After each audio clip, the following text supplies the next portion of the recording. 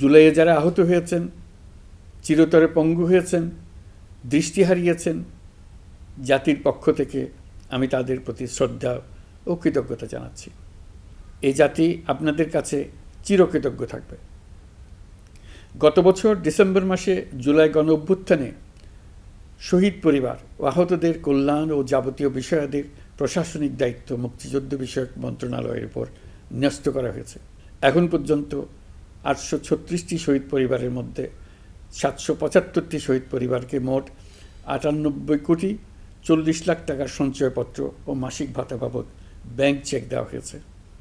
অবশিষ্ট যারা আছেন তাদেরও কয়েকটি বিষয় নিষ্পত্তি সাপেক্ষে সঞ্চয়পত্র দেওয়ার প্রক্রিয়া চলছে।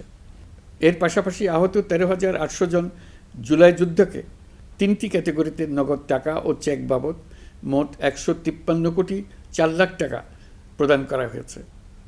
এর মধ্যে 78 জন অতি গুরুতর আহত জুলাই যোদ্ধাকে সিঙ্গাপুর, থাইল্যান্ড, তুরস্ক এবং রাশিয়ায় উন্নত চিকিৎসার জন্য পাঠানো হয়েছে এবং চিকিৎসা ব্যয় বাবদ এ পর্যন্ত 97,50,00,000 টাকা ব্যয় হয়েছে।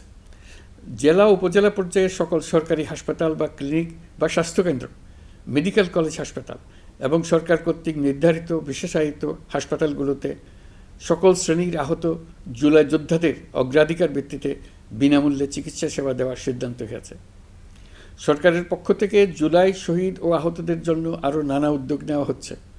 তবে জুলাইয়ের মহানায়কদের আত্মত্যাগ তখনই সার্থক হবে যখন এই দেশকে আমরা একটি সত্যিকারের জনকল্যাণকর দেশ হিসেবে গড়ে তুলতে পারব।